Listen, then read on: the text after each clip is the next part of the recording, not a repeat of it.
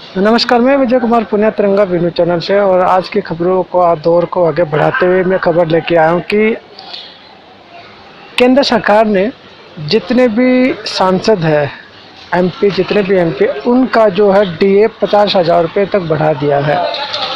यानी कि इस 1 तारीख से 1 मई से सभी सांसदों को 49,000 रुपये हर महीने डीए मिलेगा, और वो भी अगले साल तक।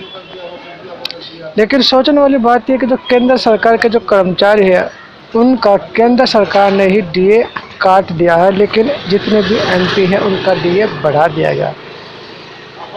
कंडीशन इस वक्त ऐसी है, हालात इस वक्त ऐसे है कि सबको पैसे की जरूरत हो, चाहे वो नेता हो।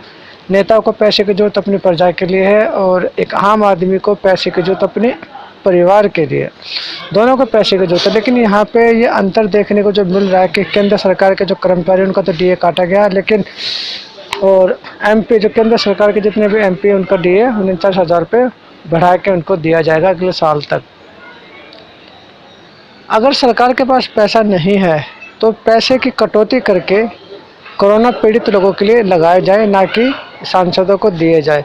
सांसदों का पैसा काटना चाहिए, उनका भी पैसा काट के सरकार को अपने पास रख के उसका इस्तेमाल कोरोना पीड़ित लोगों के लिए करना चाहिए, कोरोना की बीमारी से लड़ने के लिए करना चाहिए, जिस तरह से केंद्रीय कर्मचारियों को पैसा काटा जा रहा है। उसके अलावा अगर पैसे की ज़रूरत है तो सोनिया गांधी ने भी कुछ एडवाइस की थी केंद्र सरकार को, मनमोहन सिंह ने भी कुछ एडवाइस की थी केंद्र सरकार को, और भी बहुत से लोगों ने, बहुत से अलग पार्टियों के नेताओं ने भी एडवाइस किया था। उन एडवाइस को फॉलो करना चाहिए और कुछ अपनी भी समझ का इस्तेमाल करना चाहिए।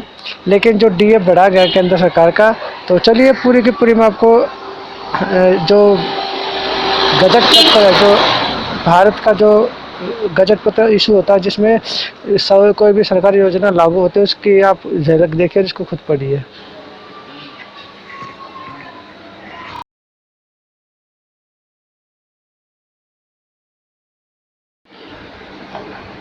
नई दिल्ली, 7 अप्रैल 2020। संसद सदस्य वेतन भत्ता और पेंशन अधिनियम 1954 संख्या 30 की धारा 9 की उपधारा 3 के खंड 6 द्वारा प्रदत्त शक्तियों का प्रयोग करते हुए केंद्रीय सरकार से परामर्श के पश्चात संयुक्त समिति एतद द्वारा संसद सदस्य निर्वाचन क्षेत्र भत्ता नियम 1986 में ऐसे और संशोधन करने के लिए निम्नलिखित नियम बनाती है, जिनका अनुमोदन और पुष्टि राज्यसभा के सभापति और लोकसभा के अध्यक्ष द्वारा कर दी गई है, जैसा कि उक्त धारा के उपधारा 4 के अधीन उपेक्षित है। अर्थात नंबर 1, इन नियमों को संसद सदस्य निर्वाचन क्षेत्र भत्ता संशोधन नियम 2020 कहा जाएगा।